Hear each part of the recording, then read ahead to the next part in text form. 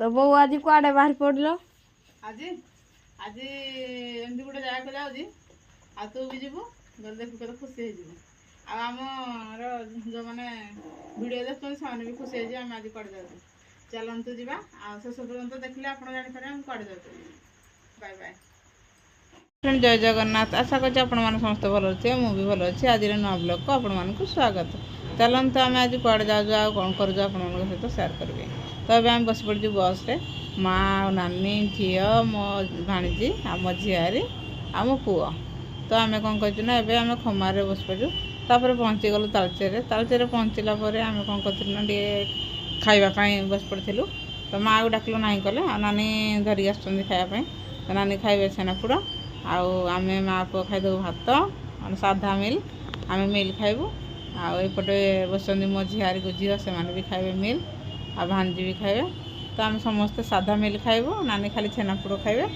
तो एमती आए खाई खुआ देगी चटापट पुणी बाहरी पड़ा रेलवे स्टेशन तो नानी यदि छेनापोड़ खाते मुझे कह जल्दी जल्दी नानी खाओ तो रखम मुझे ना जल्दी खाओ तापर कौन होता ना बाहरी पड़ू आसिकी तालचेर रेलवे स्टेशन हांडी धुआ तो से ओल्लैकी सागे सागे गलु आम भितर को एपटे काम होता तो एपटे छाड़े तो से आम एपटे बाहरलु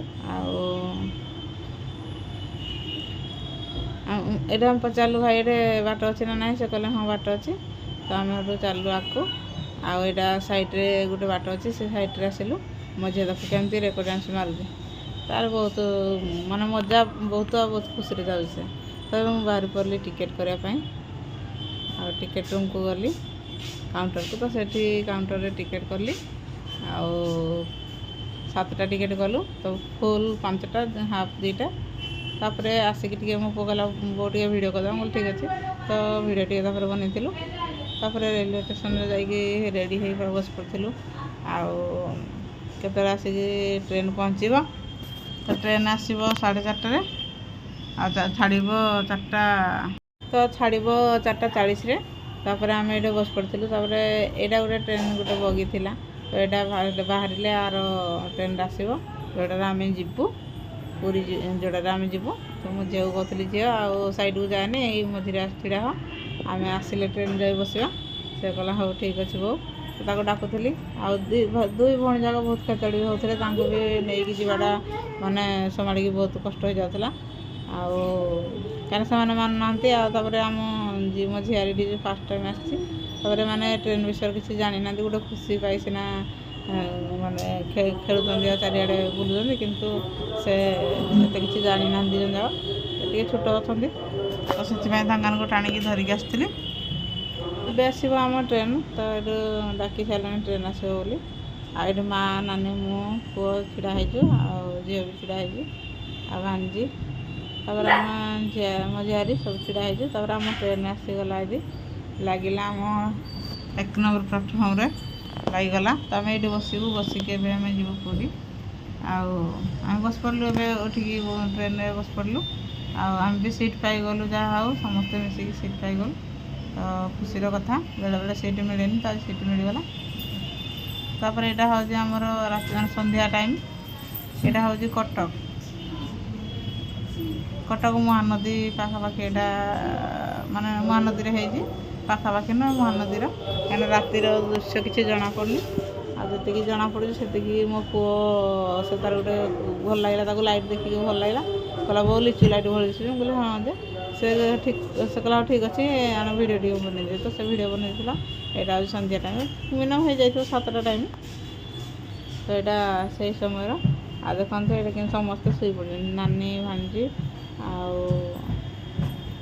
मो पुओ मो झील तो पूरा निदरे अच्छी एका चाहिए आ मो झीआरी भी शुईला उठी मुझे खाली आसिक चाहिए ना माँ भी टे शुईले कि निद है कि नहीं कहीपरि कि बसिक रही एमती कहीं ट्रेन छाड़देव आउ कड़े जो बाहर कौन किसी से छोट छुआ धरिकी आस तो अब आसिक आम ओल्ल पड़ू पुरी रे पुरी रेलवे स्टेशन तो अब आम जाऊँ गेट बाहर को से रेस्ट नेबू रेस्ट नेला बाहर 3टा बेले ତାପରେ ଆମେ କ'ଣ କରିଥିଲୁ ନା ଟ୍ରେନ୍ରୁ ଓହ୍ଲେଇ ପଡ଼ିଥିଲୁ। ଆଉ ଓହ୍ଲେଇକି ଆକୁ ଆମେ ମାଡ଼ି ଚାଲିଲୁ। ଆଉ ଜିନିଷପତ୍ର ଆମର ସବୁ ଧରିକି ଯିବୁ। ଟିକେ ଏବେ ପ୍ଲାଟଫର୍ମ ଟିକେ ରହିଯିବୁ, ମାନେ ଗେଟ୍ ବାହାରେ ଯାଇ ଟିକେ ରେଷ୍ଟ ନେବୁ। ଆଉ ଏଇ ଭିତରେ ତ ରଖେଇ ଦେବେନି କି ବସେଇ ଦେବେନି, ଏଠି ପୋଲିସ ମାନେ ପାର୍ଟି କରିବେ। ତ ସେଥିପାଇଁ ବୋଲେ ଆମେ ବାହାରକୁ ଯିବୁ ଆଉ ବାହାରେ ଟିକେ ମାନେ ସେ ଟିକେ ରେଷ୍ଟ ନେବୁ। ତାପରେ ଆମେ ବାହାରିବୁ ବଡ଼ଦାଣ୍ଡରେ ଆମର ରୁମ୍ ବୁକ୍ କରାଯାଇଛି। ତ ସେଠି ବାହାରିବୁ। ଦେଖନ୍ତୁ ବାପରେ କେତେ ଲୋକ, ଏତେ ଲୋକ ଆସୁଛନ୍ତି ଆଉ ଯାଉଛନ୍ତି, ମାନେ ଫେରୁନାହାନ୍ତି। ଯେତିକି ଲୋକ ଆସୁଛନ୍ତି ସେତିକି, ଆଉ ଏତେ ଲୋକ ଶୋଇଛନ୍ତି ବାପରେ କେତେ ଲୋକ ପୁରା ଆସୁଛନ୍ତି। ତାପରେ ଝିଅ, ଭାଣିଜୀ, ମା', ମୋ ଝିଆରୀ, ନାନୀ, ମୋ ପୁଅ ସମସ୍ତେ ଶୋଇ ପଡ଼ିଥିଲେ। ଆଉ ତାପରେ କ'ଣ କଲୁ, ଉଠିକି ଆସିଗଲୁ। ଆମେ 3ଟା ଟାଇମ୍ ହେଇଗଲା। 3ଟାରେ ବାହାରିକି ଆସିଲୁ ଘରେ ଆମେ ସମୁଦ୍ର କୂଳକୁ। ତ ଆମେ ଆଗ ନ ଯାଇକି ବଡ଼ଦାଣ୍ଡକୁ ଗଲୁନି, ସମୁଦ୍ର କୂଳକୁ ଆସିଲୁ ଘରେ। ତାପରେ ଏଇଟା ମୋ ଝିଅ ଗୋଟେ ମୂର୍ତ୍ତି ବନେଇଥିଲା। ମୋ ପୁଅ ନା କିଏ ଏମିତି ଅଜାଣତରେ ଗୋଟେ ମାଡ଼ିଦେଲା, ଅନ୍ଧାର ଟାଇମ୍ ଥିଲା ତ ମାଡ଼ିଦେଲା। ତା ମନ ପୁରା ଦୁଃଖ ହେଇଗଲା। ମୁଁ କହିଲି ଠିକ୍ ଅଛି, ମନ ଦୁଃଖ କରନା, ଆଉ ଟିକେ ଘରେ ଦେଖିବୁ ତ କେମିତି ହସିବୁ। ସେଠୁ କହିଲା ନା ମୋର ଆଉ ହସିବାର ନାହିଁ। ମୁଁ କହିଲି ହଁ ହସିବୁ ନା, ଦେଖେ। ଆଉ ସେ କହିଲା ହଉ ଠିକ୍ ଅଛି। ତ ମୁଁ ଫୁଲେଇକି ଛିଡ଼ା ହେଇଛି, ରାଗେ ଛିଡ଼ା ହେଇଛି।